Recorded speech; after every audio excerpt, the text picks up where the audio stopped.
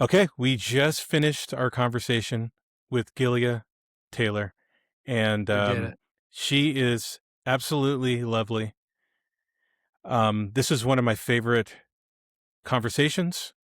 Oh, yeah. I really had a good time with her, and we are switching things up a little bit. We had a twister arm, but she played two songs for us live, so that's a little bonus for you guys. Yeah, it was fantastic. What a treasure trove, and I'm going to use that word again, treasure trove of musical sort of deep cuts and all that stuff. She has so much work that's out there for streaming that you could buy through Velvet Blue Music, and just a really excellent conversation. I have to confess, we've been on a roll here with all these artists and putting out these conversations with artists that have put out releases within the last year or so.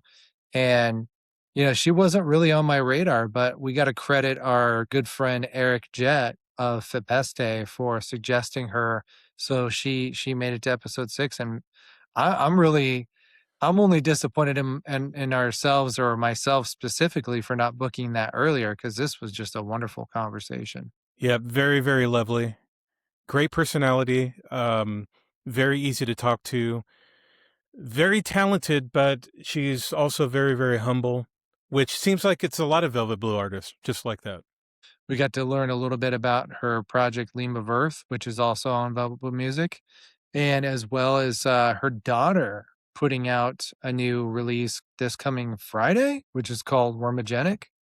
So that is really exciting, just learning If about all when this. you guys are hearing this, probably at the end of the month, it will be available to start streaming. Oh, So yeah. So go I search really that want to up. listen to that. Yeah. Yeah, me too. Um, Also, she accidentally leaked that she's working on a new record right now.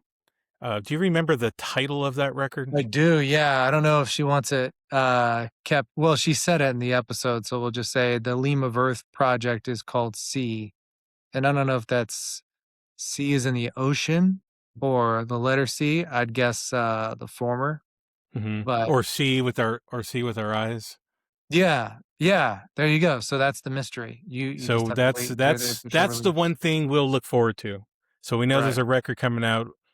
What it's going to be called, we'll find out in the future. But anyway, great conversation. I think you guys are going to agree. So enjoy.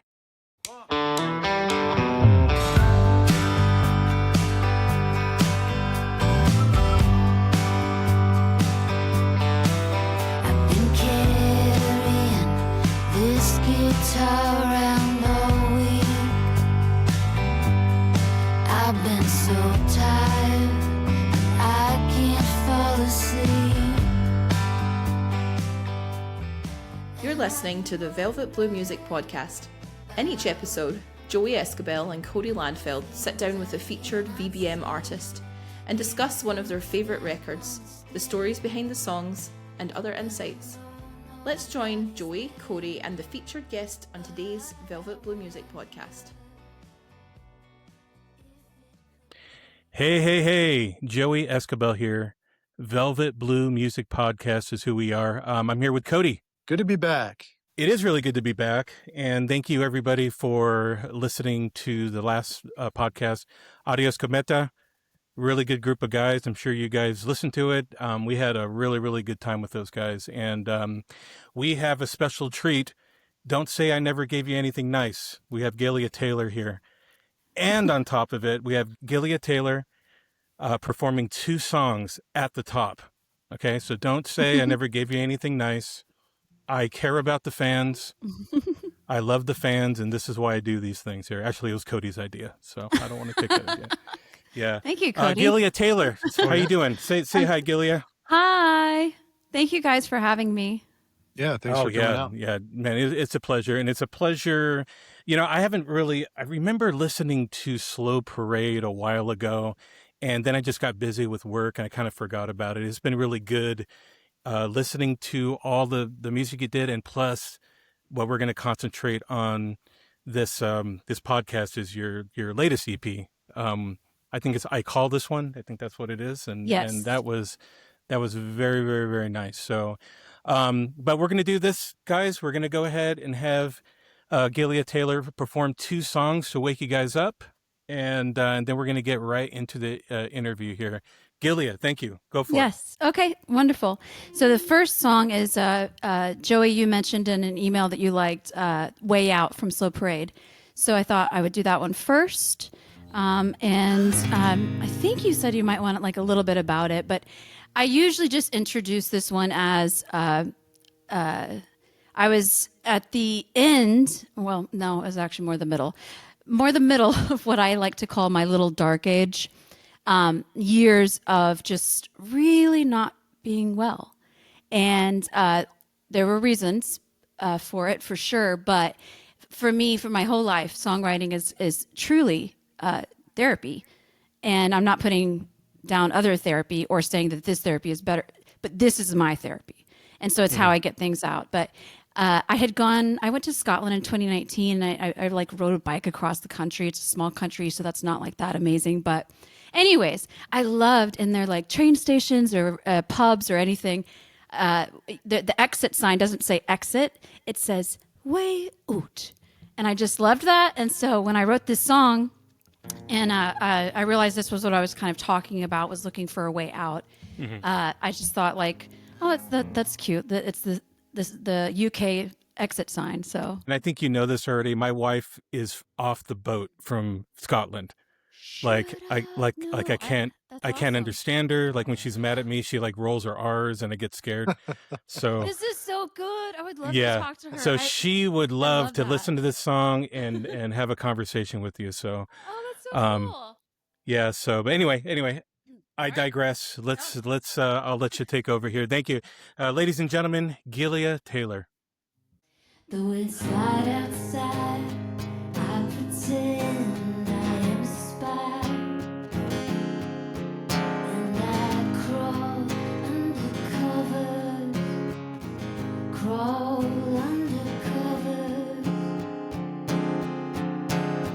know that I'm not fooling you, you're pretending that I do. I've not been discovered.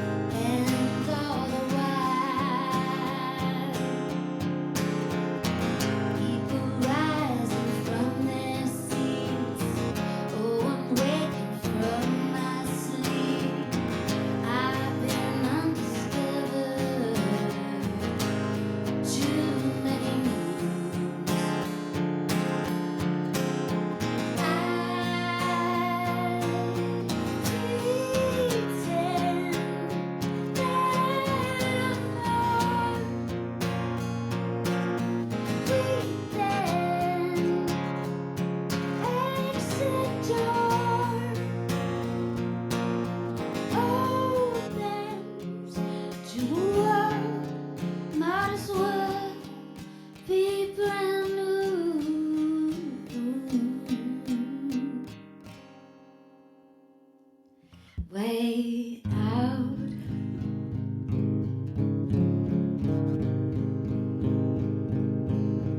Way out.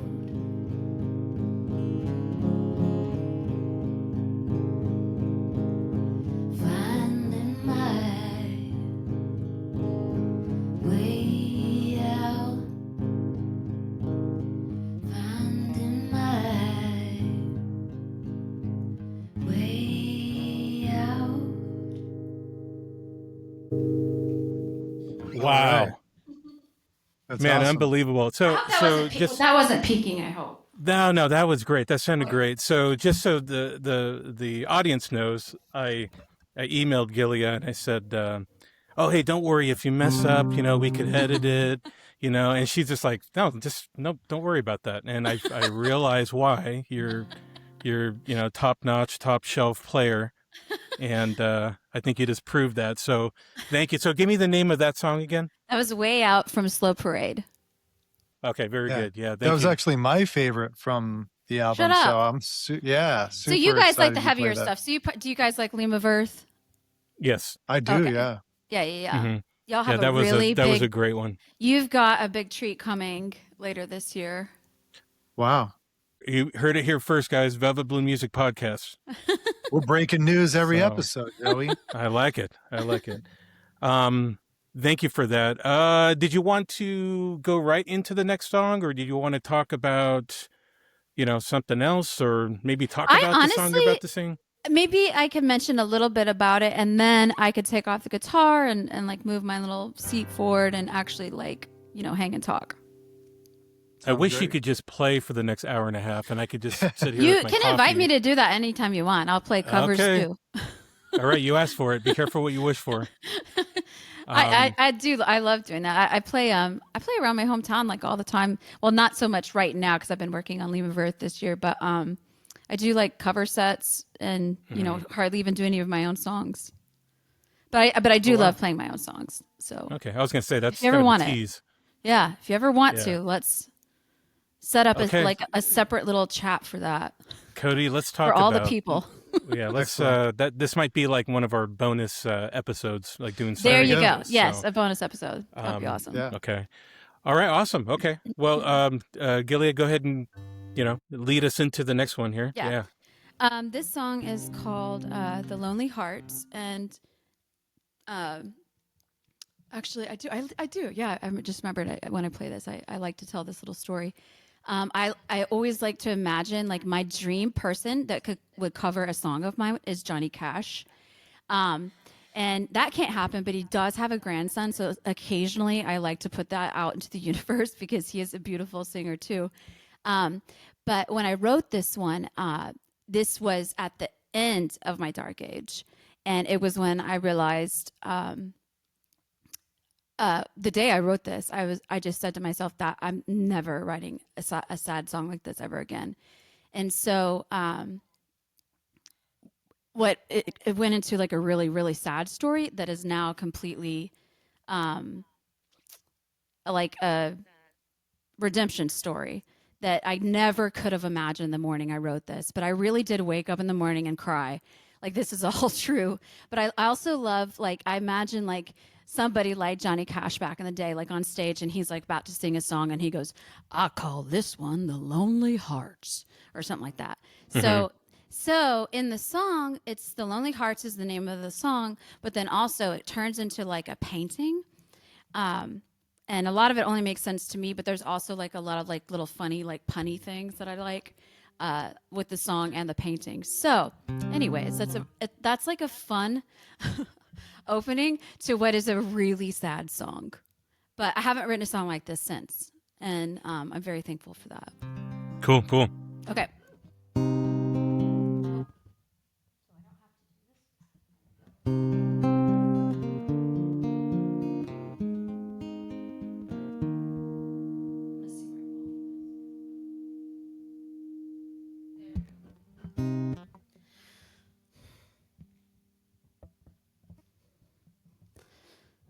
Didn't know that you were broken. Yeah, I did, but to be fair, I thought that my self-loathing wasn't made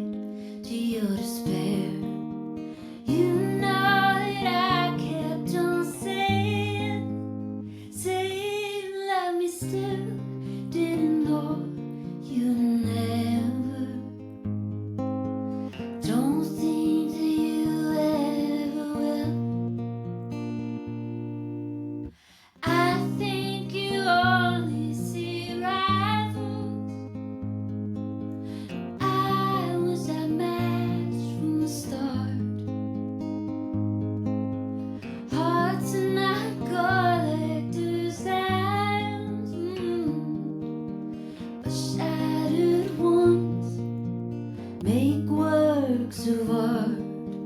I call this one the Lonely Hearts.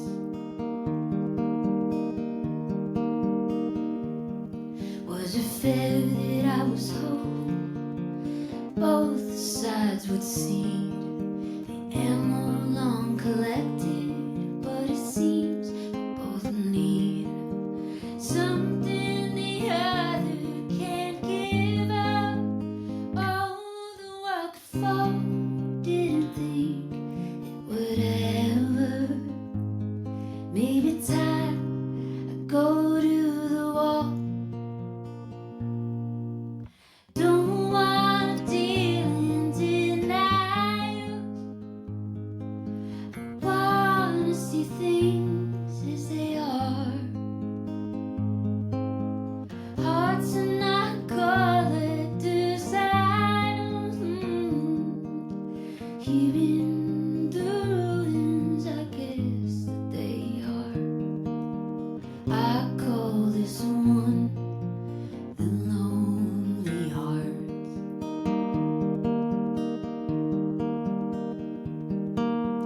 Did you ever wake up and cry in the morning? White Florida sunshine inside is storming. I never thought I'd write this song.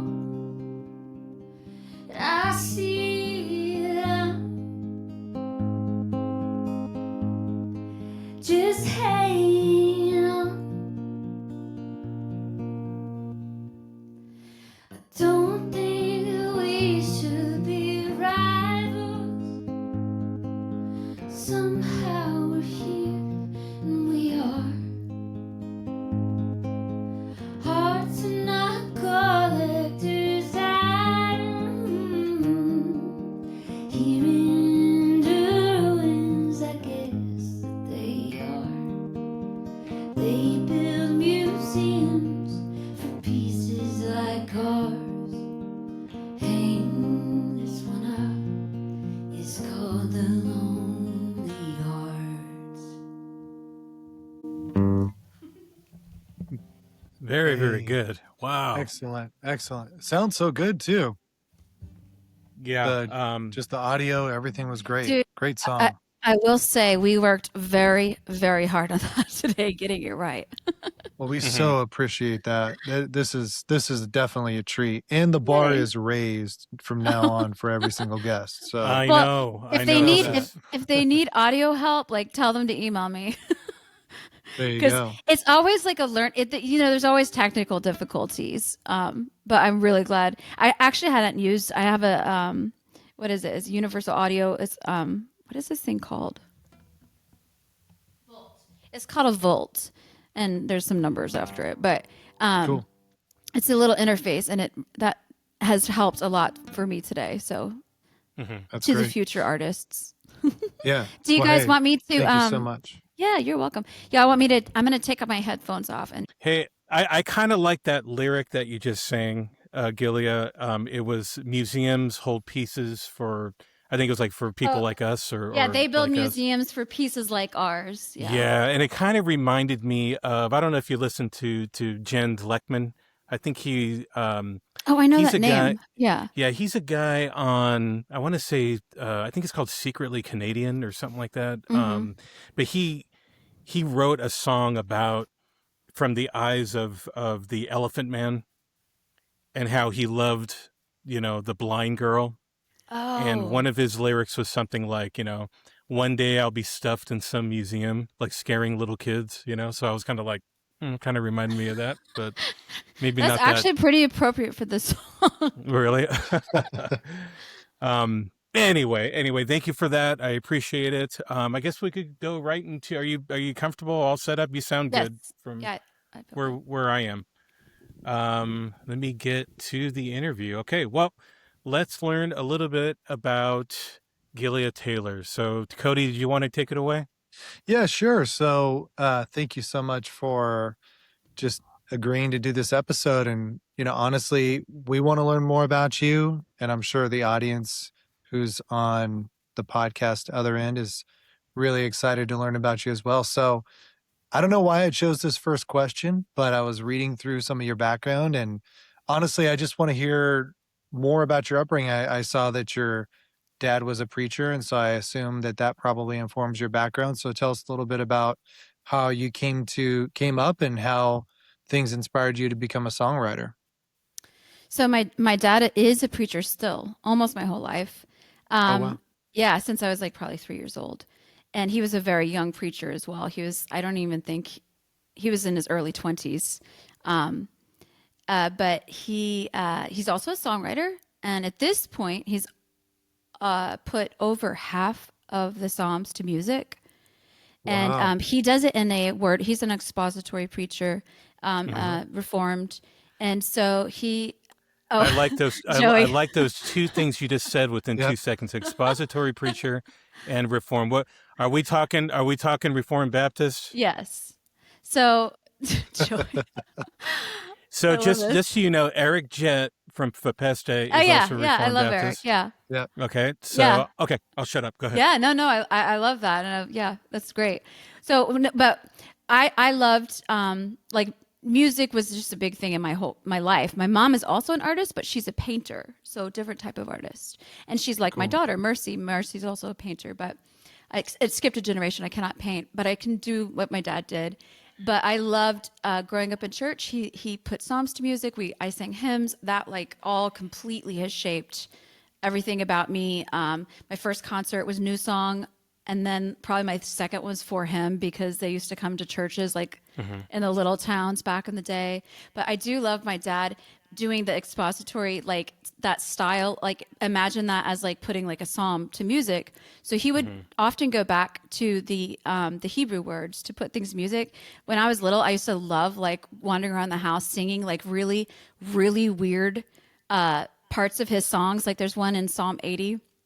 And I would go around singing. This is his, his version. But it was like, a wild boar of the woods, wasted, and the beast of the field devour it. It's like he put every single thing into the songs. Really? Wow. So here's a question: Has I he just like written for? did theater with it.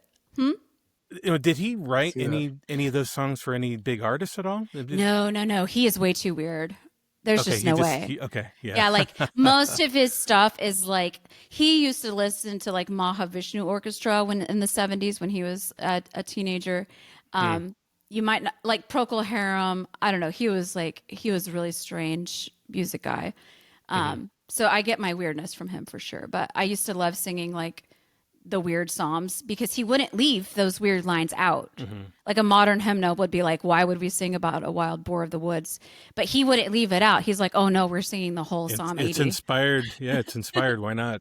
So there's a band called Loud Harp, Okay. and I found their music a while ago, and they did a Psalms Okay. album, which was really good. But they weren't as ambitious as your father. No, It was just a little snippet, so it's pretty cool. my dad's crazy. I love it. Okay. So I could picture your whole family, like during family Yes. worship or whatever, Yes. you're sitting around singing different hymns. and so Devotions, music morning, night, yes, all of it. Now, my mom can't sing, so often she would just set up her newest painting across the room from her. And then my dad would be doing devotions and we'd be singing the psalm or whatever. And then we also did like spirituals and hymns or other like songs that he wrote. But my mom would just be sitting there, just not musical at all. And there's this thing painters do. I don't know if you've ever seen one do it, where they're kind of looking at their own painting and they're trying to like, I guess, kind of like figure out what they're going to do next, and they move their thumb up and down. She would do this, like in this chair. Oh, I've seen that. Yeah, Yeah. like that. Okay. So mom would like hardly sing at all, but she was just focused on her next painting or the painting she was currently working on. So here's a question. I see some paintings in the back of you. Yeah. Any of those your mom's? These are not, but I have a lot in the other part of the studio. But yeah, no, Okay, I'm really big. maybe you could show me a little bit later in the interview here. 'cause Yeah. that'll be cool to see. But she's also a sculptor, I read. Is she Yes, also a and well, that's how sculptor? she started. But now they're all just like heads buried in the yard, like popping up at weird spots. Does your dad play any instruments? Oh yeah, like everything. Like he plays everything. Okay. Does your mom play? Now you said she's not a singer, No, but does she doesn't play anything? No, right? actually, that's not true. I think there was one point when I was a child where she was like, "A preacher's wife must play piano," and so she like taught herself, but it was like gong gong gong gong gong gong, you know. So Just a very basic. Well, that's my wife knows piano because Okay. her dad's also a pastor, Okay. Reformed Baptist pastor in Oh, Riverside. cool. Oh, yeah, we have a lot in And common. yeah, and so she was not forced to learn it. It was just a requirement. All the girls played piano and knew how to read music from the Trinity hymnal Exactly. and do all that. So that's interesting. That's cool. Very Victorian of them. I love it. Very, very, yeah, exactly. But yeah, I have a sub question here. So so you started really early. You started recording. You probably had like a 4-track or something when you first started recording. Yes. Is that correct? Yeah. And I read She might have been online 5-track. that you probably didn't have money for like a reverb pedal or something, so you would stick your recorder in your head in the dryer. Oh, no, And that was like when I was like 10 years old. So I didn't okay. even, I had a microphone and stuff, but yeah, no, that was But just you like, thought it just it was hey, really this nice might and sound reverby. cool. Yes. Okay. Yeah, and it did sound cool. You should try it. Okay. Just don't turn it on when my head's in there, right? Or we can do the It won't. podcast from the dryer at some point. In the you know? dryer. Okay. Get a really good. You do know I needed my reverb. Yeah. That's a lifelong thing. Yeah. So when do you remember writing that first song that truly felt like it was special? Obviously, you have a long history of songwriting, and tell us about that time when you felt like, man, this is just something special. Oh, so I lost my Mickey Mouse notebook from when I was 10. But that was like all very Amy Grant, Susan Ashton. I don't even remember. I can't remember who was around when I was 10, but Michael W. Smith for sure would have been a big one. And it was just full of songs. And I actually really love that whole era. And then everyone that sat on the bus with me, like their poor souls, like had to listen to me singing a cappella every morning and afternoon. I don't care what anybody says. Picture Perfect is a jam. Oh yeah, Michael you don't W. have to be Smith. I picture don't care what- perfect to be in my world, Yeah, girl. that bass line is top shelf. No, So but I'm sorry. Sorry. You know what the best thing is on Go West Young Man, the rap. Come on, everyone. There's a lot that can be done. Did he rap on that one? Oh, Yeah, no. he did. He actually rapped. Yeah, and I memorized it. Yeah, it was really good. But after that era, I would say when I started learning to play guitar, and I do not know how to do anything, which a friend of mine who is really like a musical genius kind of guy, he told me once, he goes, I love just getting your new record and sitting down and just waiting for everything that you do wrong, but it's right. And I was like, I guess it's a music theory thing. I don't know. But apparently I just like, I don't know how I do what I'm doing. So I'm just waiting for my ears to hear the thing I want to hear. And then I basically memorize. And so I wrote a song like 17 or 18. It was called Natalie, Kate, and Lewis Night. It was off of Songs for Late at Night, Volume 1, which I'm always extremely like reticent to put online for some reason. I put it on sometimes and then I take it right back off because it was just like an obvious first effort. I should put it on, and I do think about it, but online again. But that song, Natalie, Kate, and Lewis Night, I was doing something on guitar that my ears just wanted to hear, and then it all just turned out really beautifully. So, and that song or that record that came out on turned 25 last year. Holy cow! Yeah, 25 years old. yeah, it's probably like married with at least one kid. That record. Yeah, I mean, we all know, cool. right? Once you get married, start having kids, this time just flies. It really does. Yeah, that's true. Yeah. So, I was learning a little bit about you, and it looks like some of your influences is Radiohead, which Yeah. was very obvious the first song that you sang. And at first, when I first heard that song, I was like, that sounds like Radiohead, and then I was like, no, Joey, you've listened to Radiohead so much in the past that everything sounds like Radiohead to you. But this confirms it. This is Radiohead influenced, right? Oh yeah, I am hugely. And then Leem of Earth is like super Radiohead. Like that's where I put all my best Radiohead thoughts. But otherwise, for me, like the Innocent Submission is huge. Always loved everything that Jeremy Enoch does. Of course, starting with Sunny Day when I would like mow the lawn with like the push mower and like put Sunny Day in the Discman, and it would take exactly the amount of time I needed to mow the lawn, and it was like one of those Like 45 minutes. It was 45 minutes. Which album? Which one was it? Was it Diary? I don't know. What I don't know what year it was. I'd have to look back. But what's the one with those like cute little like not Legos?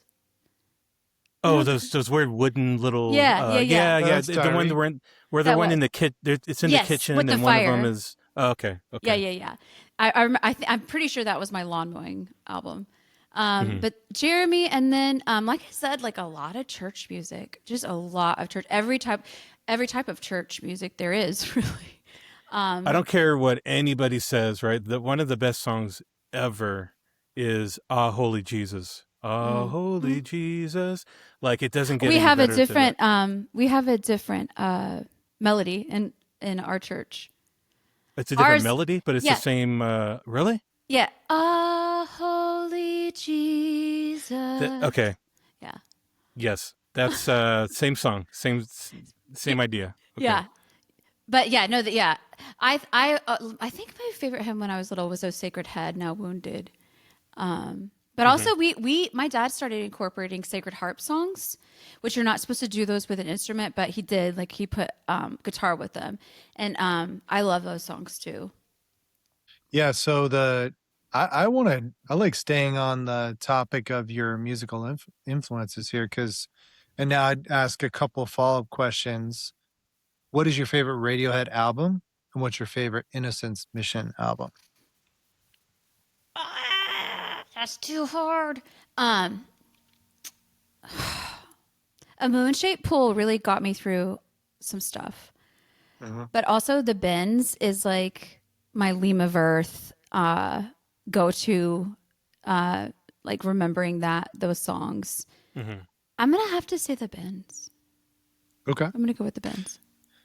I never got too into good. Moon-Shaped Pool.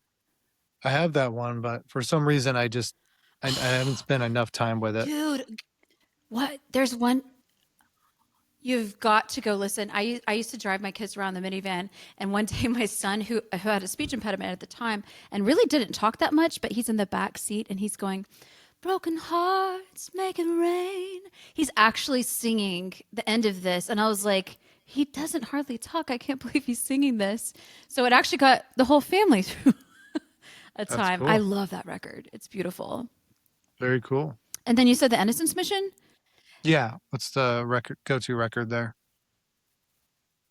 Oh, it's honestly because Birds of My Neighborhood. That was like, I was 20 years old and I was like, I'm pretty sure that was the year. I'm watching like Amelie in the theater. I'm watching Fight Club in the theater. I've got the Innocence Mission, Birds of My Neighborhood playing in my car. Like life is just magical. So probably that one because of the time period. Okay. I mean, Sounds it was good. around those same couple years, I Yeah. don't have this. Yeah, that's a great right here, record. but That's definitely something that I spent a lot of time with that record too. yeah, it's a beautiful record. Cool. So I had a question on here.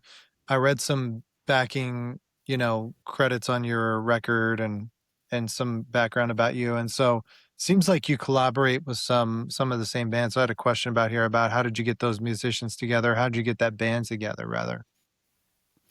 Okay, so are you talking about Leem of Earth or my producers or We'll start More with so- Leem of Earth. Yeah. Leem? That's Okay. fine. So Leem started in after I did Songs for Late at Night Volume 2, and I again, like I went through like a decade of just ugh, but I kept doing music through it for the most part. And so I started Leem of Earth and decided like I don't want to be me anymore. I'm going to give myself a name, and I named myself LM, just the initials LM, because of my biggest influences are actually literary, not musical. Honestly, like the ones that are in my head, like Louisa May Alcott, Ella Montgomery, Louisa MacDonald, and Lilia MacDonald were George MacDonald, my favorite author ever, his wife and his eldest daughter. I'm an eldest daughter. There's more, I'm sure. Madeleine L'Engle, I think that probably rounds out the list of LMs. And then, so I just said, I'm just going to go in the studio. And I had a drummer friend, and he was like, oh, I'll just come up and we'll just kind of jam. But I wrote all the songs for the first Leem of Earth and went through the whole year, like figured everything out. I named it Leem of Earth because I just elongated LM and added the double E. Decided like, hey, maybe Mercy. Oh my goodness, is that me? Oh my, I'm so sorry. Can you guys hear that? I don't hear anything. Okay, good. You're fine. My sister's having surgery tomorrow. Okay. Anyways, if you guys don't hear it, then I won't look up there again if it pops up. Anyhow, so get to the end of the year. By that point, we'd picked up Ben, the guitarist, his brother Nick, the bassist, and the producer Jeremy S.H. Griffith, who I worked with on Songs for Late at Night, Volume 2. At the end of the year, I just wasn't super into the drums. I loved my friend so much, but I actually kind of let him go. He's done really well since, thank goodness, and other things. I always felt really bad about that. And I thought that the record was going to be kind of shelved. I didn't know, like, how do you replace a whole drummer? And then, of course, Nick's roommate was a drummer, Eric Taylor, who ended up coming in the band. So we're 2 Taylors and 2 Mays in the band. So 2 brothers and then 2 completely unrelated Taylors. So that's how that band started. Okay. I think, yeah. And I had a follow-up question about how Leem of Earth began, and I think you kind of answered that already. Oh, okay, so. yeah. Well, we can just, I think we teased a little bit about the Leem of Earth. So you mentioned earlier that this is very Radiohead influence. So going away from, I have to imagine, what is the songs for Late at Night, Volume 1, that precedes Leem of Earth, correct? That's Yes. okay. So then your decision to go into Leem of Earth and start that Correct. project. By a year, yeah. Okay. So then you could tell us, we definitely want to hear a Yeah. little bit about how that started, because that's very Velvet Blue appropriate. So we're going to get a twofer here. So, Yes. so hearing some about how those musicians came together, tell us maybe a little bit about the purpose for the differentiation between your solo efforts so far and then what you wanted to accomplish with Leem of Earth. So my solo music, those songs are songs I have to get out. And usually the way I deal with my solo music, well, no, the whole time through, my husband produced my very first solo record after the one when I was a teenager, The Golden Plains. That was like 2005 or 6.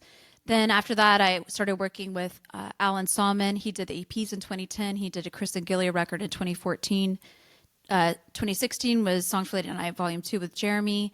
And then I moved to the Klein Brothers in 2024 and 5.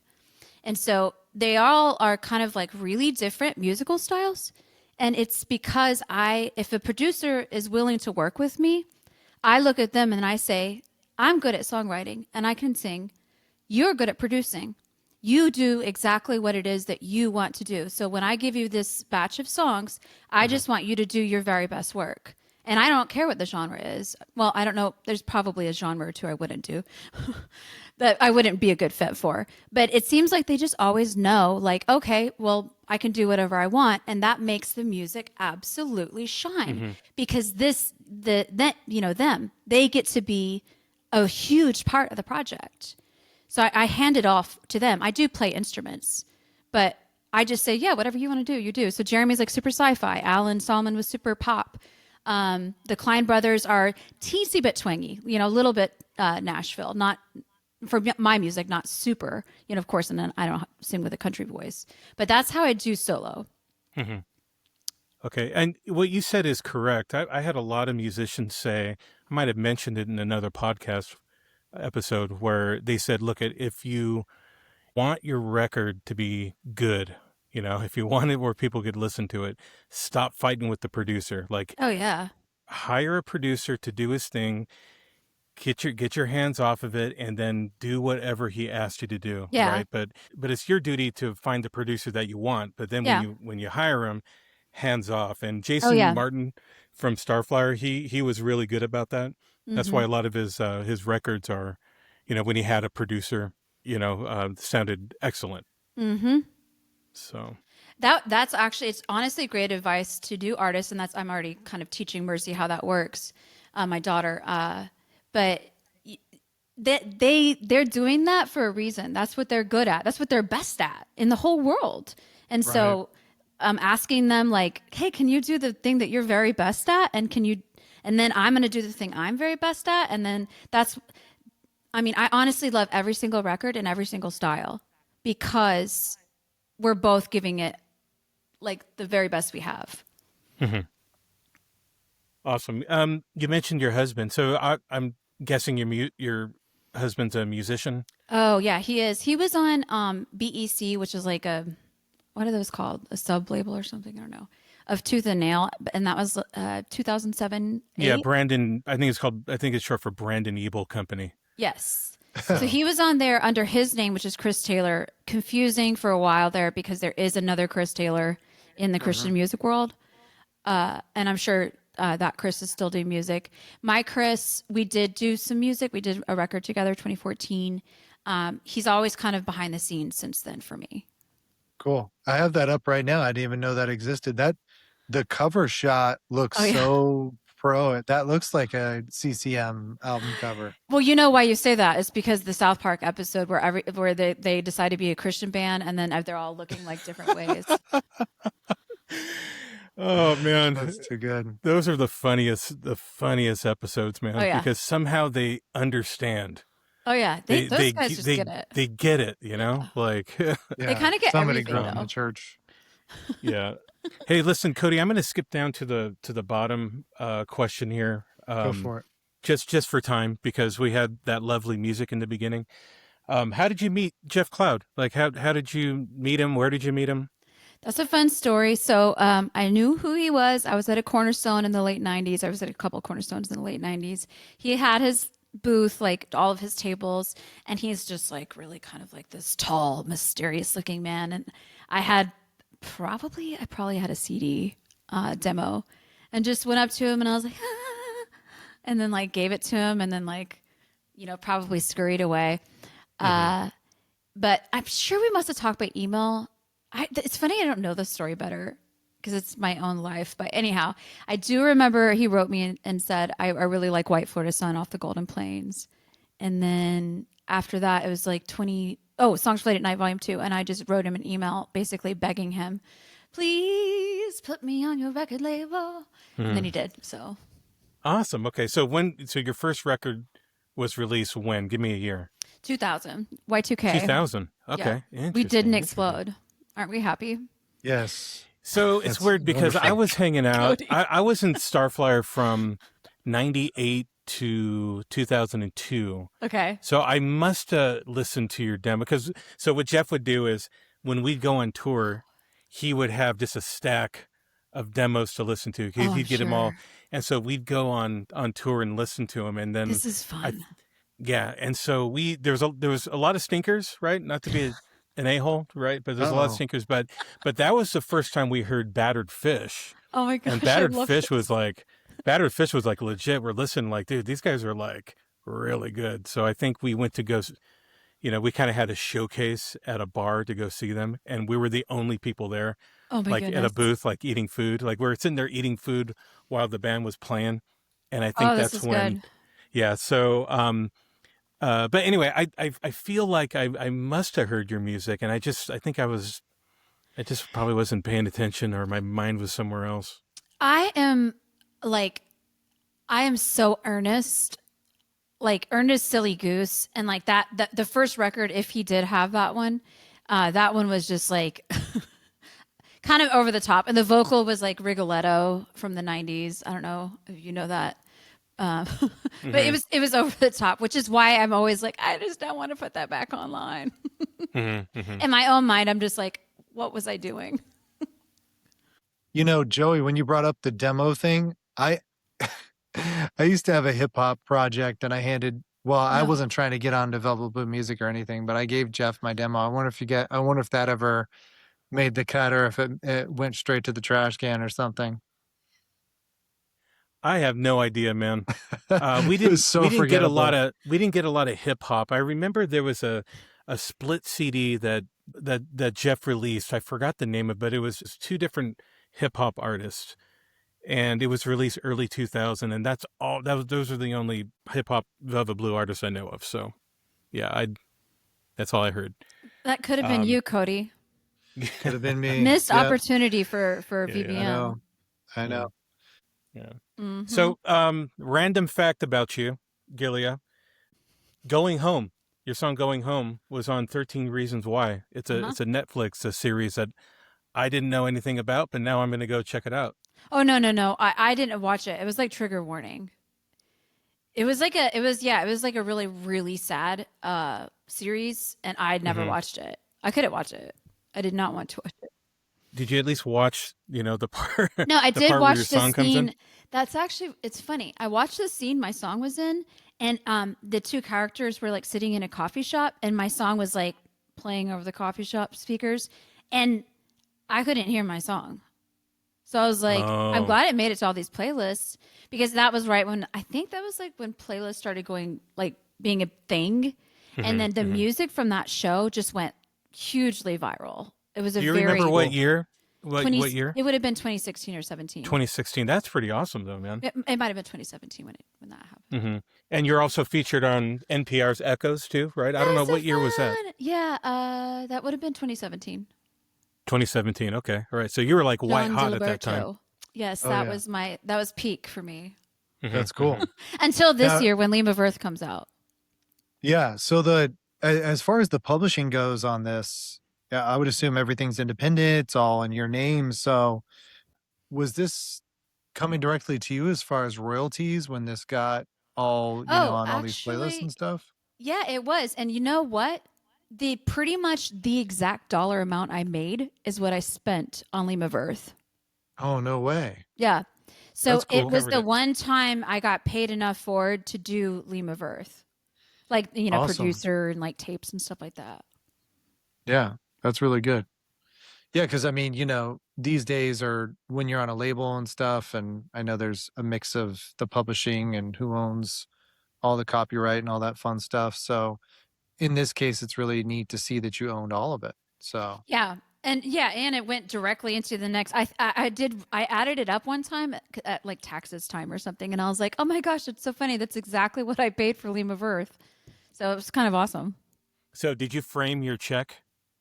No, I like did your not. Netflix? I didn't even think of that. I would have done that. Yeah, I would have done that. I should have. should have got a blown up check like a golf Like a tournament lottery. winning. Yes. Yeah, I there was you go.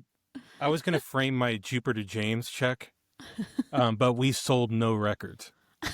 So I just have a handful of Jupiter James CDs that are in it. That's in its case, like in my room. So that's One day I'm gonna have a royalty check. Yeah. Well, I guess me and Cody will have to buy them. Yeah, I'll take it. Okay. Yep. Yeah. I'll go straight to velvetbluemusic.com and buy one tonight. So also, here's another cool random fact about you, Gileah. You opened for Over the Rhine. You opened for Jeff Tweedy and Roseanne Cash, which is pretty awesome. Was this around 2016, 17? No, those ended up, Over the Rhine was kind of a random show in St. Augustine. But the other ones, those are Songwriters Festival. We have a huge Songwriters Festival here. Mm-hmm. So I've played a number of those over the years. They've been very nice to me. So I did catch Jeff Tweedy's set, and it was like all on like this little, I don't know if it was a classical guitar, but it was definitely like a nylon string guitar. It was very like, I was like, he's just up there wild and like just all by himself the whole. But you played that festival, right? Yeah. Oh yeah. A number of them. So technically, you're not supposed to tell me like, oh, is this a festival? Like, yes.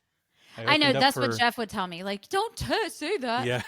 But you know what? I appreciate your honesty. That's my church. That's being a preacher's kid. Mm-hmm. Yeah, your dad did right there. Okay, cool. Well, Cody, do you want to get into the artwork? Sure, yes. Of the record? We focused on this latest EP of yours. I call this one. So looks like we've got a combination of 6 different eyes on this cover. Mm-hmm. And it kind of reminds me of those early 90s upper deck baseball cards Oh where they had a yeah. triple exposure. So that's pretty cool. And I'm being silly. So tell us a little bit of how this artwork came together. So I did the artwork for both Slow Parade and I call this one myself, just with my good camera. So Slow Parade, I was intentionally behind some blinds because that's how I felt that the music, like that's what the music felt like to me. And it took like a number of days and like hundreds of shots because the light's only coming through at a certain time in the right way. Then same thing over again, but I knew I wanted to change it up, so I kept looking. Okay, when is the sun coming through? And in this case, it was less than 3 minutes, and I ordered the little prism lens to put on my at the end of my lens, and so that's a real prism. And so Okay. yeah, they're while the photo is edited to like look a little bit softer, that's a real prism, so that's not Photoshop. Very cool. So you correlate your art with your music because the last people we've interviewed, it's just like, no, this picture just looked cool. So Oh, that's funny. you know, And I love all of their art too, because like I Fine China, I was like, Oh, I yeah. love these covers. Yeah. yeah. And Eric's too. I loved his art. It was really pretty. But yeah, no, I'm definitely like very into the visuals. I'm not an artist, like I can't paint, but I'm into the visuals. You ever think about having your mom help out with one of your covers? Sorry, Mom, I don't. No, mean no, to no, throw no, you no. in the- Her art is so beautiful. It's very impressionistic, and I imagine one day it's going to work out. It just hasn't yet. But I need to record a song that I wrote for her, or that about her and her art, so she can start her own little Spotify. It'd be cute. That would be cool.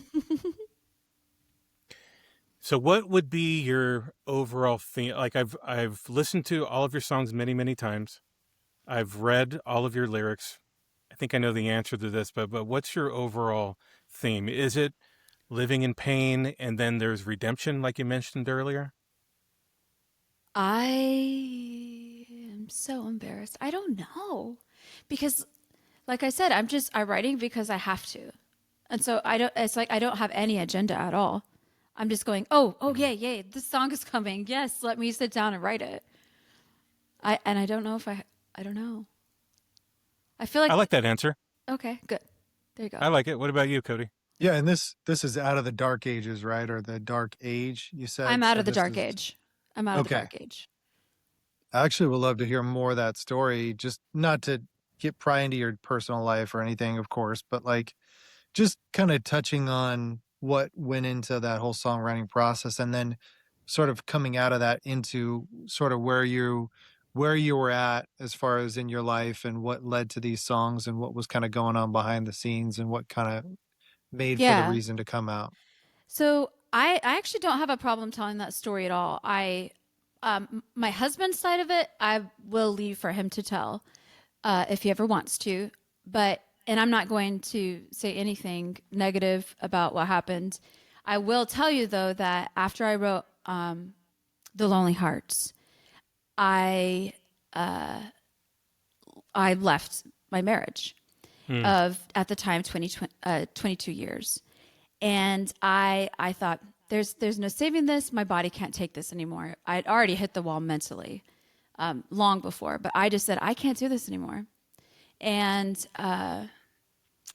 went through this horrible, awful process. You know, I'm living down the street, but I'm going home during the days with my kids. And it was just a lot on everybody. But I did have pastoral counsel, obviously, my dad. And then I have another close friend or a couple.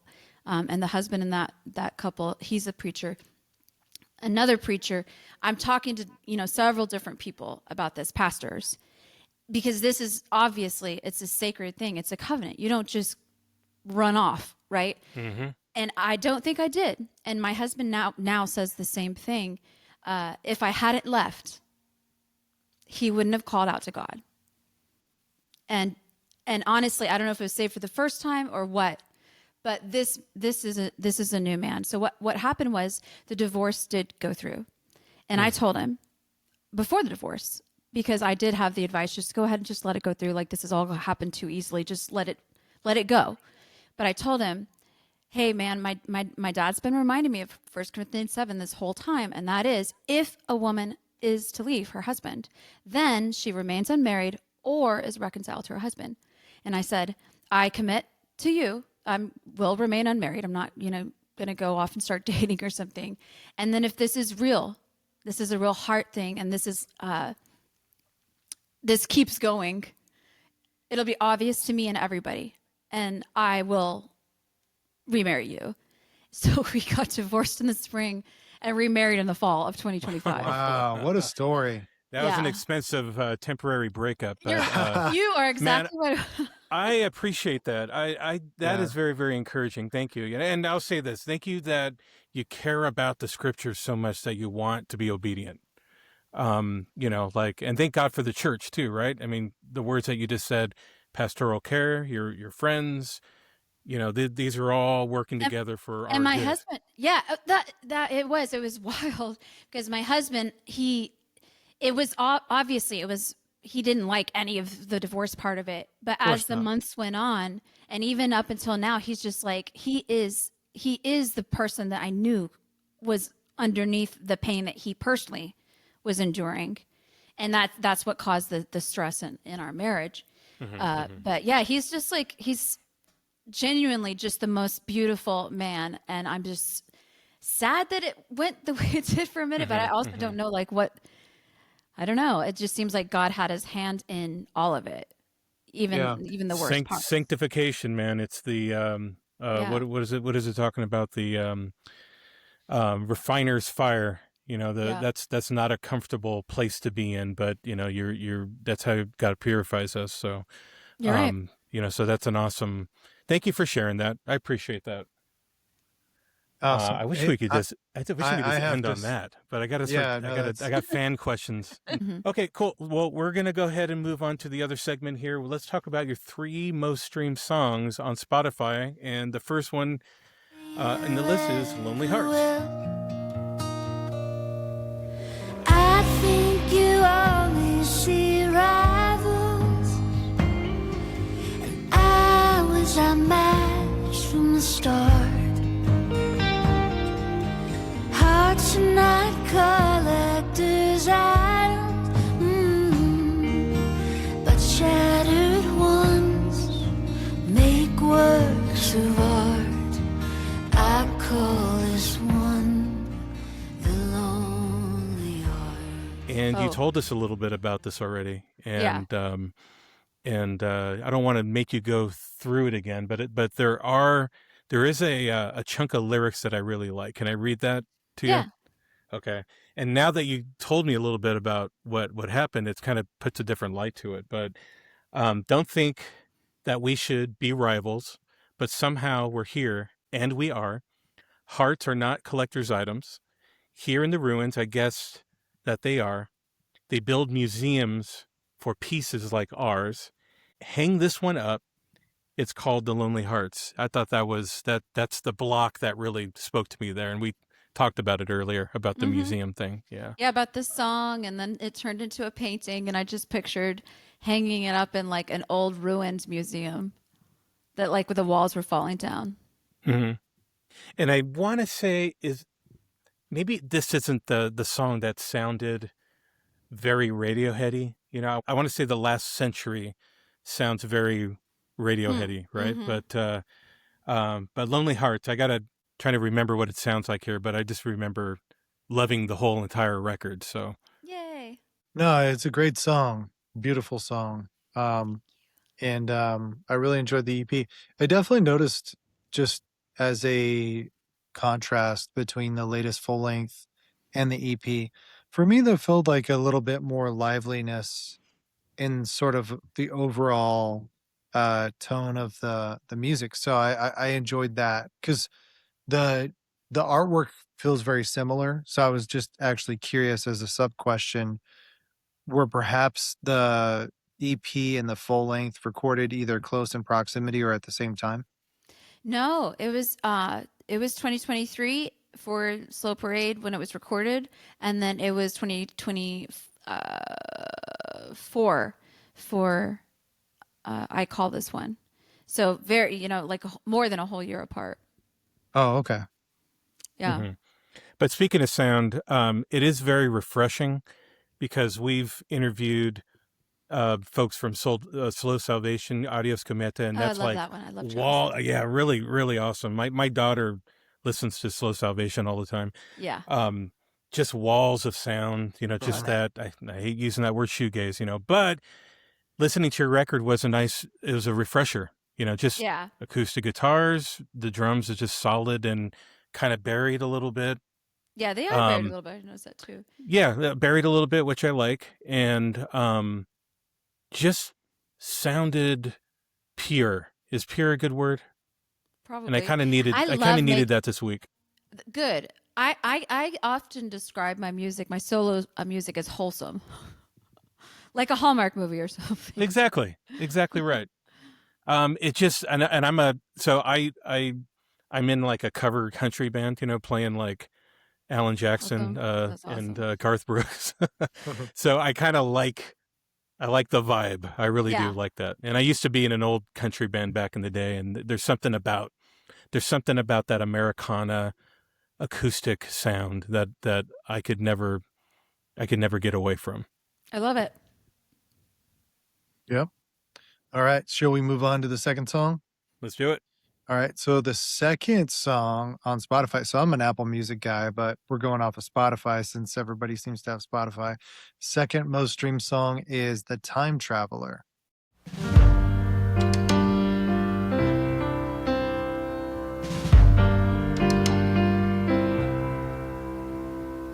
I am coming from the land of night, holding my ticket, and I'm looking down the tracks for the train that'll take me back to life. So tell us a little bit about this song. Honestly, that one is the only old song. It's just kept getting passed over, and a lot of my songs never get recorded. But that one, I kept thinking, oh, I'm going to record it this time, and then I just didn't. I even thought about adding it to the Leem of Earth singles. It just wasn't right. So it came to me in a dream during the Dark Age. So I don't know. It didn't mean anything to me. It was more like in like a Miyazaki film or something. Like you just have like little scenes, like in a train station, and like the character is just doing the little things that are in the song. Basically, that's what I saw in my head, and like it didn't come to me in a dream. It was more like I woke up the next morning and I was like, oh, that's funny. I'm gonna write that down. And then recording it, I was in Tennessee and I was like, dude, there's trains everywhere because I live in like North Florida. There's no trains. I never hear train sounds. And I was like, oh, that's like really fitting. I love that. It just kind of, it was full circle and I really had no control over any of it. Very cool. And so this song and The Lonely Hearts, even Last Century, which we'll touch on next, are you surprised that these are some of the top stream songs of yours? I don't know. I guess I don't know. Maybe So it's just 'cause it's the newest ones. I'm surprised because of a technical reason. Usually, so The Last Century, I want to say, is your first song on the record. Is that correct? Yeah. So The Last Century, and normally, the first it goes song, in order. it goes in order. Like when you first hear a record, you start streaming the first one. And that's because of Immediately. playlisting. It's playlist like changed everything because Spotify is they're the ones that have gamified music. And as an artist, it's annoying. Yeah, because it used to be when we used to make records, it was a concept record. You listen to the new Leem of Earth. That's exactly who I made the new Leem of Earth record for. It's a concept record. It is I would be angry if people Hold on. didn't done The new one whole coming thing. out this year, or This year, the new one, like Okay. super concept. Guys, start saving your lunch money, Yeah. listeners. I'm going to beg Jeff Cloud. I'm going to beg him, dear Jeff, I'm going to just put it out there right now. I don't mind putting the record out on streaming, but I'm going to ask him like, hey, can we start like, if people order it, can they have it 2 months before? So that they can have A the little whole incentive. experience. Well, no, it's not an incentive. I want them to have the experience of listening to the whole record from start to finish and not having the 2 singles that are going to come out probably before. I don't want them to hear those singles out of order. I want them to hear it in order. So that's what I'm telling you, Leem fans, whoever you are. I want you to have it beforehand. Yeah, a lot of those fans listen to this podcast, so Yay! so they're hearing you out. But hey, back to your song here. I did like how you referenced the land of Nod Oh yes. in this one, and it seemed a little not a what's the word I'm looking for here? It seemed like this must have been written during one of your darkest times, right? Like Yeah. you want to take this train back to repentance, but you're hesitant to buy the ticket. You just hear the train come and leave, and you're kind of in that exiled land, right? I want to say, was it Cain that got exiled to Nod? Yes, Kane. Okay, yeah. So you're just kind of like I believe so. like me. You're like kind of punished in a sense and wanting to get back. And was that during a dark time? Oh yeah. For me though, I always associated the land of Nod not with a Bible thing, but more of like nursery rhymes, fairy tales, bedtime stories. The land of Okay. Nod being dreaming. So when I started it with I'm coming from the land of Nod. Like nodding off, like that No, kind of. I don't really know. Am I looking too deep into this? Yeah, no. Well, I'm coming from the land of Nod. I'm coming from Dream World. Okay, That's where I was. That's where I think I was thinking. got it. Yeah. That very Because touching. land of Nod Yeah. has more than one meaning. I think. Okay. I think. And then the last one here, we just mentioned it a second ago. The last century.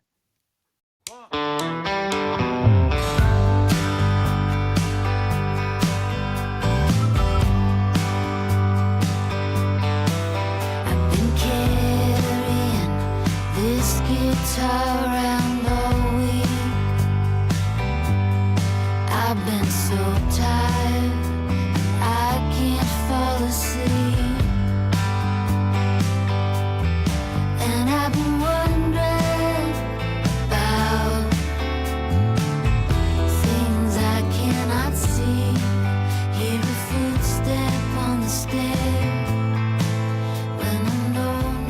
Yeah, I wrote I think that was the Radioheady one that I really liked. It's more, yeah. It's got a little bit of a bigger vibe and like more of a band vibe. I wrote that in Blowing Rock, North Carolina, the same week that Hurricane Helene hit, which is very odd. I'm from Florida and I'm in Blowing Rock for that hurricane. Power going out in the little manor I was in. And so the demo that's on Bandcamp is actually recorded during the hurricane when the power was out. I was like, okay, perfect. I'm just going to sit down on the bed and record like a really nice demo because I just written it. And that song's pretty, like what I'm saying is what was happening. Interesting. Okay. So you had your laptop light, at least. You could see GarageBand or whatever. Well, no. You know what I usually use is voice memos. I do that too. Yeah, I just like voice memos. So is that song like that? You wrote the song and then you recorded it later. Well, You wrote it the same couple days. So I was in Blowing Rock. Yeah, I met this author girl, and she's amazing, and I'm actually going to be in her next book. But meeting her was very healing for me and for her. Her part of the story is in her book that's going to come out. Her name's Vanessa Autry, Autrey. She's very inspiring, just beautiful human. So I met her on, I don't know, one of the first days I was there. And then when the hurricane was like maybe that Friday, and I recorded the demo. This is you have such a artsy way about you. You just, even the way you're meeting people and being in somebody's book. This is really cool. I mean, That's you're just never an happened. artist. Wow. Yeah, Well, everything's like kind of intentional, like yeah. like you're seizing the artistic moment in a I in a way. absolutely seize the day, always. Yeah, and I'm not gonna. We talked about the three, but I do want to mention my favorite track on this record is the Skywriter. Oh, It broke my man. heart. Oh my gosh. I mean, and I'll tell you this: I'm not going to go through any of the lyrics. I'm going to tell the VBM followers, the fans, listen to the song, right? But read the lyrics to it. It broke my heart, especially when you and your mom kind of got together and your mom was encouraging you. It just, it really got me a little soggy-eyed. And she is, yeah. Oh, every time I play that song live, I look out and people are crying. it hits you, man. I Yeah, mean, it hits it me just too. if you didn't listen to the song and just read this, you're just like, dude, this is fantastic. You're really gifted there. Thank You know, you. I just like that I rhymed socks and mailbox. yeah, yeah, cool, Very man, cool, clever. cool, cool. Well, what do you think, Cody? Should we go into the geeky stuff? We don't have a lot of geeky stuff because, like I said, you're very your music equipment is very not basic, but just very traditional. I'm just utilitarian. That's the only Okay. reason I even play guitar or piano is because I need to write the song. I Yeah, don't and even know the names of the chords Mm. a lot of the Well, times. I'm going to start with this here. Everyone's already seen the Gibson Dove, but I'm going to show something on the screen that you don't see, right? There's a picture of the Dove Gibson, and that's got to be what number one. What year is that? It's got to be in the That's the 70s, right? 74. Yeah, Oh gosh, it is so beautiful. it is And beautiful. at first, I thought it was a hummingbird, but I'm like, that's not a hummingbird. That's a dove. Well, because the paint has all worn off, Mm-hmm. Mm-hmm. or whatever they use. Yeah. The lacquer or whatever. Well, like the actual picture. Oh, let me see. Okay. Oh no! Wait, no, it hasn't. No, it's actually fine. Well, Okay. it probably is. It's probably more defined when it's newer, because that Okay. is right where you're playing. Uh-huh. Yeah. But it's just I don't know if it's just used looking, and Oh, it looks is. it looks like a museum piece or something. It looks really It nice. does. I saw Jeremy Enoch playing it. I think he played that Dove at that concert I went to. He played in Nashville, maybe I don't know, 2015 or something, somewhere around there. You mean his dove? Is this his dove or no? No. I saw him playing one, Okay. and the sound was so killer Mhm. live that I was like, oh my gosh, I have to have one of those. And actually, that's the tour photo. Oh, this is funny. I feel like I'm At the doing the weather. very bottom right, I'm seeing. Okay. Yeah, that's the tour poster for that tour. Awesome. Oh, cool. That's I cool. got that and framed it. Yeah, not much else to say here. It's a beautiful guitar. Everyone's heard how awesome it sounds and nice and full. And I can't buy this on Temu. No, So I'm going to be a little bummed out there. So I'm really sorry. Did you want to say anything about this, Cody? I'm going to go. Just to the that next thing. it's, I was going to mention it before Rob recorded and he was in his studio. So this is the second time we got somebody in the studio. So I think this is really cool because we could see your piano right behind you and Wurlitzer. whatever else. Yeah, whatever else is, sorry, Wurlitzer. And whatever else is in there. That's really Yeah. cool to see. Is this an actual studio in Yes. your, oh, wow. So are you, This is my husband built this with our one of our producers, Alan Solomon, 2014 probably. So there's a vocal booth behind me. Oh, This no is way. the live room. There's a console room over there, and then we actually just remodeled, and the rest of it is kind of like an extra space. Leem of Earth just recorded "See Here." Or, oh my gosh, I just said the name of the record. Leem of Earth just You heard recorded. it. You heard it here first, guys. Leem of Earth just recorded in April. So we all got to be here. So if you go on my Tumblr, or like if you go on Tumblr, look up Leem of Earth, you can see lots of photos of it was still in progress right then, like some of the spaces, but very cool. Yeah. Yeah, it's funny. a I treat thought to see that I thought that room just went to your patio, but I guess that's a vocal Yeah, room. Right there. same. That's pretty. that's You got a vocal. sliding door and everything. That's pretty cool. Also, I see a microphone over your Wurlitzer. I don't know what I'm that not is. good with condenser mics. Do you like that one? I think And that's if a you Wonder. do, if you like that one, tell me the model number because I'm trying to buy condenser mics and I don't know. I'm gonna what have to I'm doing. send it to you because I have to ask my husband because I don't have the brain.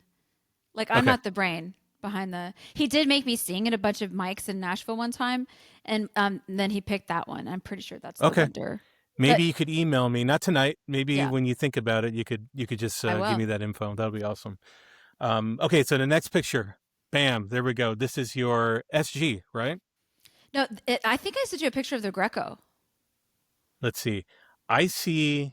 It looks so. The Oh, Greco okay, was okay. the Japanese. Yeah. Okay, I see. Okay, this picture that I'm showing right now, this is the bottom part, so I couldn't see the Greco Yeah, part. But if I yeah. scroll down, I'm going to show the Greco headstock. There we go. Yeah. Greco. Now, I just told you a second ago about the I read that in the 70s, if you get any knockoff Gibson that's made in Japan, it's better than a Gibson. Like somehow that was the era. Same thing with the Fender. If Yep. you bought, before CVS bought Fender, when they started sucking, if you got a fake Fender out there Mhm. in Japan, then you Oh got yeah. you got an American made Fender that sounds better. Yeah. Well, that's what my SG is because I also do have a 72 SG, which I don't actually really play, but I just got this Greco and I'm like, oh my gosh, I'm like loving this guitar. It's a Mm-hmm. 75, so it really is. It's like the copy of I think years 71 to 73 or So something where like that. you live in Florida, right? Do you have Yeah. like a lot of musicians? Did you get it like on Craigslist or did you get it I on got like this one at Facebook Reverb, and Marketplace? like I need to unsubscribe from Reverb emails Uh-huh. because I get their emails and I'm like, oh no, I love that Uh, weird, 1980s keyboard or whatever. So, but that mhm. I don't usually buy guitars, so that was my first guitar in quite a while. Yeah. So did you use this one in any of your songs on the No, latest EP? no, not yet. Maybe if Leem does some live stuff, though, I will. I just need to get new tuner pegs. Okay. Okay. Very, very cool. I love it.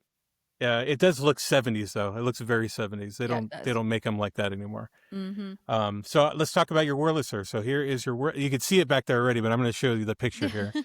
There's a Wurlitzer. There's that condenser mic I was talking about. And tell me a little bit about this. I don't really know anything about it. I just went to a music store a long, long time ago and sat down and played every piano. And I always play with the damper pedal because I can't stand loud piano. It does remind me too much of church in like the 80s and 90s. It's just a Hmm. little too loud. So I pretty much my left foot is just stays on the damper pedal the whole time. Hmm. Uh, and this one with that like the the keys dampened is just the most beautiful. And this is so the new Leem of Earth. I'm sorry, I keep talking about Leem of Earth, but I'm just here, so I might as well. Um, this is in I think every single Leem of Earth song off of C, so you'll Okay. hear it all the time. Okay. And Awesome. actually, this is the one that was on the original Leem of Earth too. Any song that has piano. Yeah. Definitely And my what favorite. year is that one? Is that a pretty old one? I don't know. It's got to be It old. looks pretty old, huh? Yeah, I have. Yeah, I don't know. I'd love to hear what that one sounds like, but we We're didn't going prep to you for this year. that. Yeah. You know We're gonna what? When hear we it, do man. our bonus episode with music, then I'm going to make sure I'm set up and I can play that too. Perfect. We should maybe try and plan for that with Leem because one of the things we try to do with the podcast is align this with a release. So Oh either yeah, I something would love that. coming before, yeah. So Hmm. let's come back and make a reason to do it for Leem. Yay! Yeah. And like you said, it's got to be live. We got to do a live stream thing. Oh yeah. 'Cause, yeah. I think we That'd could be do fun. it, Joey. I mean, we edit the heck out of this thing after somebody gets off the podcast. It takes us what 2 weeks to edit this and make it Oh sound wow. somewhat presentable. So Oh man. I just kidding. No, and I was like, no. So it take a Speaking of few our hours planning, because I tend to stutter a lot, especially when I get really excited. oh So okay. I'm erasing my stutters, and then Can you erase my stutters too? I didn't hear any, but if I hear something, I'll do that for you. That'll be a personal favor. So cool. Okay, I like that Wurlitzer. Like how it looks. You're gonna give me info on that condenser mic, and this brings us to the fan questions. And Yay! just to let you know, when I went and went to the VBM fan page and I said, "Hey, give us questions for Gileah," like immediately it was just like, "Pup, pup, pup, pup, pup, pup, pup." So Yay! I got five or six immediately. So yeah, um, let's go. Hey, I've been talking the last 15 minutes. Why don't you go ahead and start the first one there, Cody? First question. not a problem. This guy, I think his name is Sir Jeffrey Cloud, as a matter of fact. So his question is: Blue Mountain Beach Creamery in Santa Rosa is the best ice cream ever. What's your favorite flavor? Oh sheesh. If I get ice cream, it's got to be like 80s kid like orange creamsicle or something like that. I'm just going to Oh, find okay. anything close to that. I'm a rainbow sherbet kind of guy. Sounds good too. I don't mind a sherbet. Yeah, I used A to get them at sorbet. Thrifties out here. Yeah. Oh yeah, I remember that. That was awesome. Hmm. Okay, the next one. This is a double question. William Eckhart, He is the life and soul of VBM right now, fandom. First question, tell us about, okay, Wormagenic. Wormagenic, yeah. Please. He said please after Okay. that. So So Chris and I have 3 kids. Clara is 20, and she kind of looks like Barbie. She kind of is Barbie. She works in marketing, but she does like theater. Incredible singer and actor. Mercy is 17, and she is Wormagenic. So I took her to Oregon last summer, and she recorded with Eric from Leem.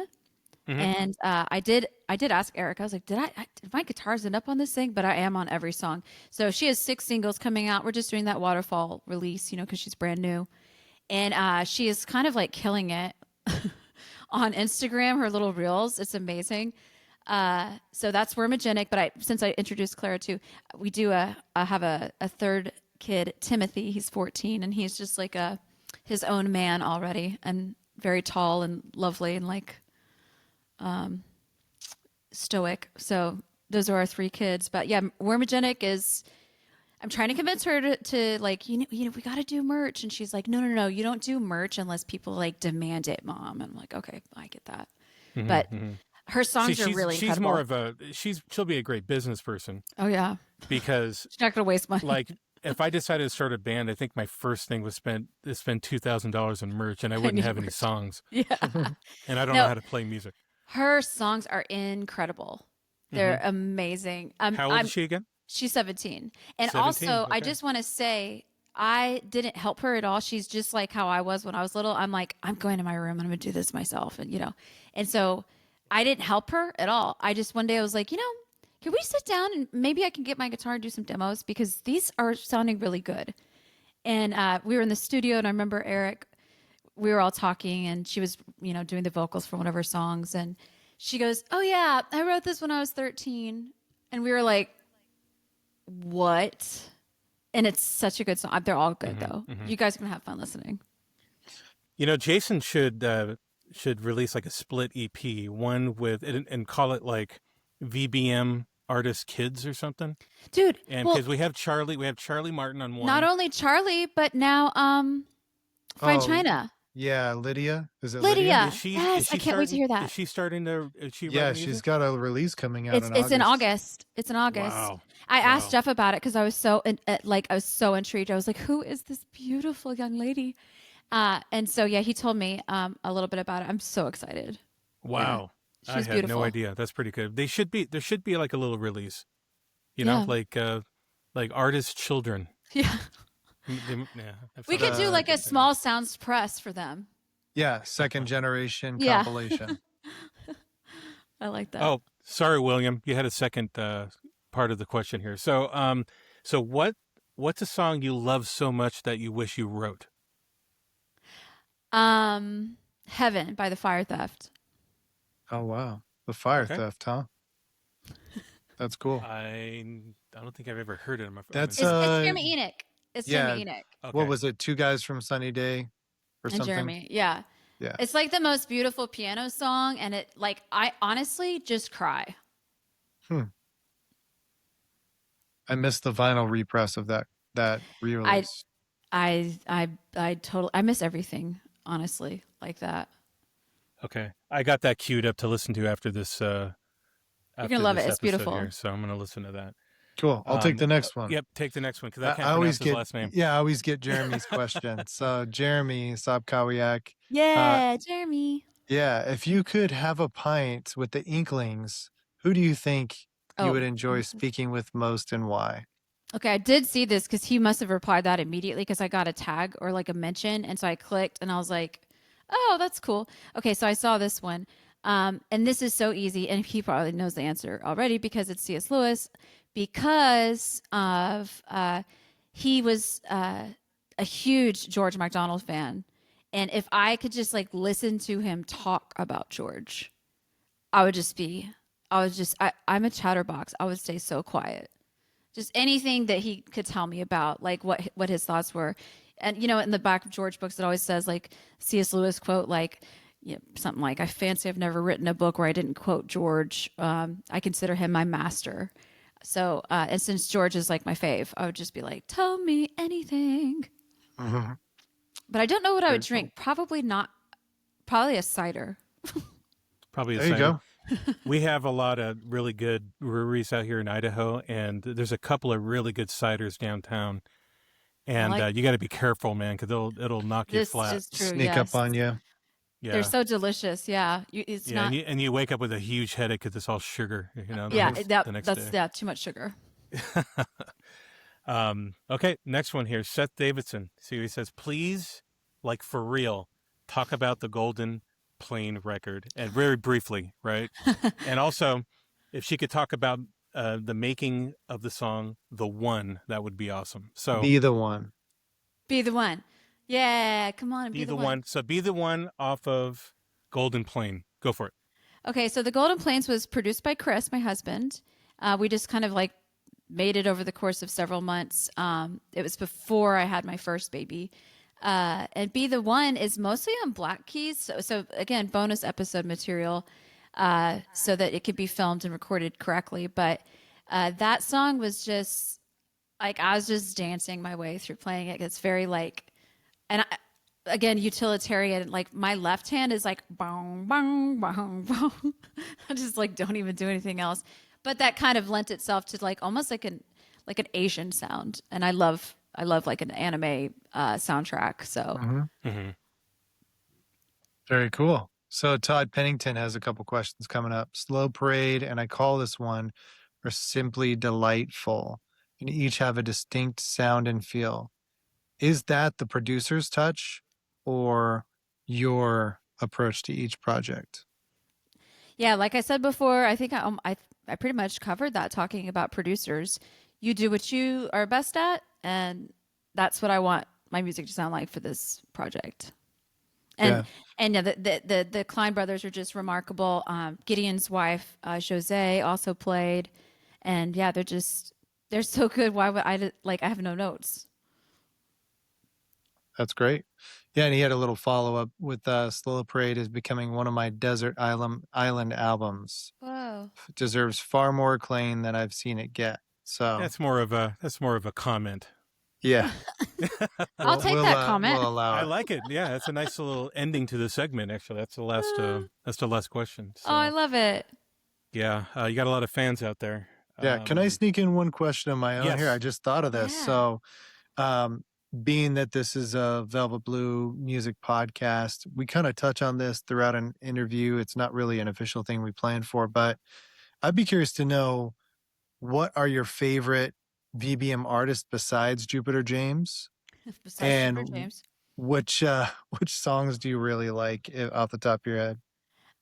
Lust for Gold was just like a huge help to me. Just I had it. I played it on a CD player all the time because that was like a hard year for me. And just YZ, I'm just like sitting there crying, even though I don't have a brother and I've never ridden on anything like that except like a bicycle. That is a very touching song. Yeah, it's just so beautiful. And Doug Burr, I just love Doug Burr a lot. I'm chief of police in Chicago. That record, Oh You Devastator, with the beautiful girl on front that looks like a bride. I love that record a lot. I'm trying to think. I also liked his song, Country Girls in City Dresses. That's a good like dance around your kitchen while you're cooking song. I'm trying to think. I love Fine China's. I loved all the beautiful artwork. I love it, just like the whole vibe. It's also I think that came out at a time where I really needed just like sound. Just like, give me something a little bit bigger. People always say like, oh, you're going to like this artist. They're just like you. And I'm like, why would I listen to an artist that's just like me? I don't even listen to anyone that's like me except for maybe the Innocence Mission. Sure. So yeah, I liked all of those over the years. I'm sure I'm missing something and I don't want to like offend anybody, but Oh, that's those just okay. popped up to the top of my head. Love the mention of Doug Burr. We eventually need to drag him out and do that I episode. love him. Sad story about Doug Burr. Before I took a 4-year hiatus, I was texting him saying, Doug, I'm going to get you into the VBM podcast, okay? And then I just disappeared for 4 years. Can we get Doug Burr, Cody, Can we do We that should. next month? Yeah. Well, what has he blocked your number, Joey? Probably. Will so he maybe respond back but to you? you're not blocked. You're not blocked. Okay. But I got to I go owe find that this guy, guy. and I need to apologize to the guy. And yeah, he seems like a nice guy. So I don't think he's he'll hate so me. nice. Yeah. Mhm. I met him and his wife. We played a show in Denton years ago. And yeah, they're just like lovely people. Mm-hmm. Very cool. Yeah, just a true artist. That guy is. He Absolutely. is. Yep. All right, awesome. About the Jupiter James thing, I was thinking like maybe AI could fix that record, but I don't think AI is that powerful yet. So Cloud, if you want to do a re-release and fix all the imperfectness of that record, that technology is coming. There you go. Okay. The remastered Yeah. version. Fingers crossed. Anyway, yeah, no, not really. I don't want to resurrect that thing. You Okay. got it, Joey. Put it into Suno. I might be saying like a dirty word here, and I might get. You may not want to talk to me. Send ever me a again. link. Send me a link, and I gotta unwrap one of those CDs and get those songs off of it. Okay. Yeah. Anyway. Suno would definitely do something wild with it. Okay. All right. Speaking of CDs, let's talk about your merch. Where do we buy Gileah Taylor merch? I want to say vbm.com. Anywhere else? Yeah, just there. Yeah, but if you ever write me, like if you ever want anything of mine, I have everything in boxes, and I love like things that Jeff doesn't have currently. I probably have stuff. Of course, I'm always happy to just send everything to Jeff and let him do it because I don't like, I'm not good. Do you have he's like really good at it. what do you call it? Shopify store anywhere? No, Like your I own just don't do website, that. or- I just You give have a things away. Bandcamp, right? Or isn't there some exclusive stuff up there? I think so. There's like demos, There you go. maybe. Is this Friday Bandcamp Friday? Maybe that'd be a good time to grab a couple of releases from your Bandcamp. Is it? I don't know. They used to have it every Friday. Now they changed it where it's like It's like you have to certain go look it Fridays? up. I know. It's only certain Fridays. Okay. Any other upcoming shows that we should know about besides our special show that we're going to have with you? Yeah, when, I can't wait for that. Yeah, that's going to be a lot of fun. Anything local? Anything in Florida? Anything anywhere else? I'm so in Leem land. That's all Sure. I care about. Okay. that's very There's cool. Nothing wrong with that. Cody, closing thoughts at all? I think we're going to start wrapping it up here. Yeah, so I had on our notes that we kind of skimmed through, and you alluded to it earlier. In Apple Music, it still has some of your top songs streamed off of Songs for Late at Night, Volume 2. So one of my questions was, where can we find Volume 1? You said you've put it up. I know. down. So, and no pressure. Just curious where you're at. It's in the back end of my Bandcamp. So what I'll do is I don't even think I have the original photo for it because it was back in the day where you had to mail in everything to disc makers.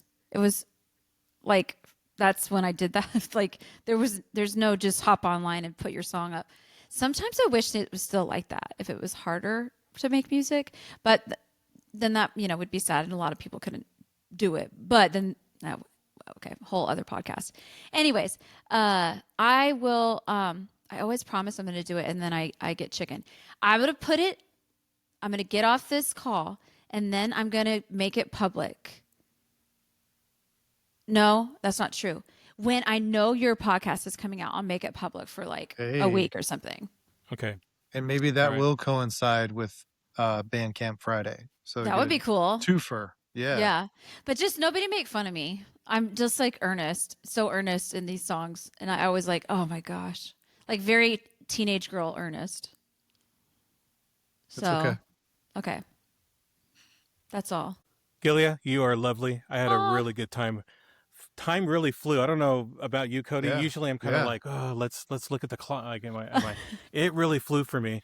And Are you going to divide this up? It's really long. Nope. Oh, wow. We shoot for about an hour and a half. Oh, you Yeah, do? hour and a half. Okay.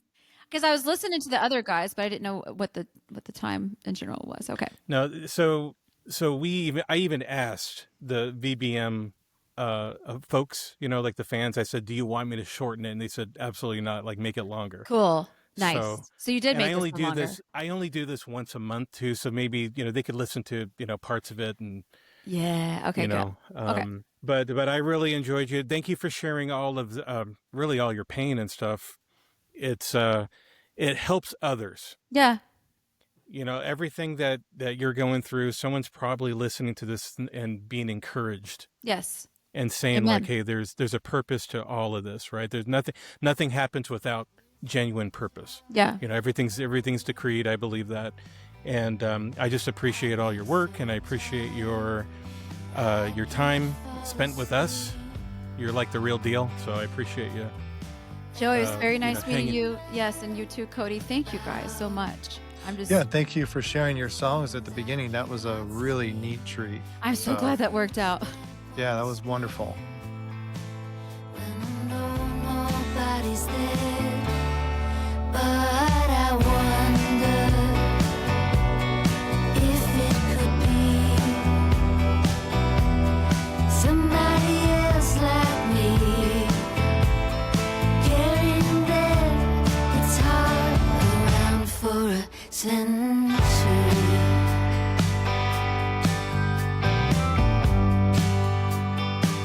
I've been carrying past inside of me.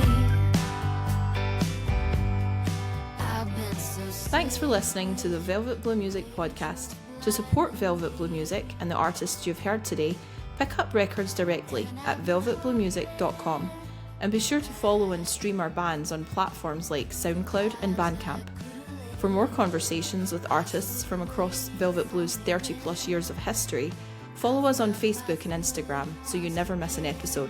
This is a Velvet Blue Music production.